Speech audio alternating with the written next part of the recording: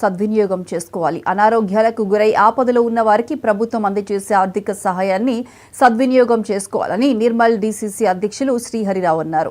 నిర్మల్ నివాసంలో 37 మంది లబ్ధిదారులకు 12,55,000 విలువ గల చెక్కులను డీసీసీ అధ్యక్షులు శ్రీనివాసరావు అందజేశారు.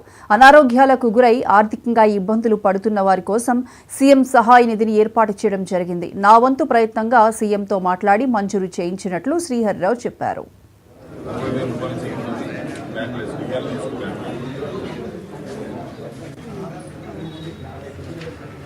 చెక్కులు తీసుకున్నవారు దయచేసి ఒక 5 నిమిషాల కోసం కూర్చోవాలి. చెక్కులు తీసుకున్నవారు దయచేసి అదే కుర్చీలలో కూర్చోవాలి.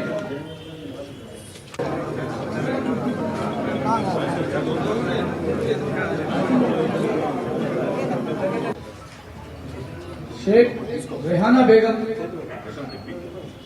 ఎవరైతే ఆరోగ్యం బాగలేక వైద్య చికిత్సలు చేయించుకుని ఆర్థిక పరిస్థితి బాగాలేనందున ముఖ్యమంత్రి సహాయ నిధికి దరఖాస్తు పెట్టుకున్న సందర్భంలో మరి సోదరుడు రవి చెప్పినట్టు వ్యక్తిగతంగా శ్రద్ధ తీసుకొని ముఖ్యమంత్రి కార్యాలయంలో మంజూరు చేయించి మీ అందరికీ ఇవ్వడం జరుగుతుంది. దీంట్లో మీ ఏ ఒక్కరి దగ్గర ఏ ఒక్క పైసా కూడా ఎవరు తీసుకున్న ఉండరు. ఇక్కడ అందరికీ మరి ఫ్రీగా సేవ చేసే కార్యక్రమం ఇది.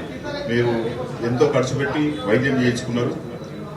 అవకాశం ఉన్న కాడికి ముఖ్యమంత్రి సాయం నుంచి ఎంతో కొంత డబ్బులు మీకు ఇప్పించడం, దాన్ని సద్వినియోగం చేసుకోవాలని మీ అందరితో కోరుకుంటున్నాను.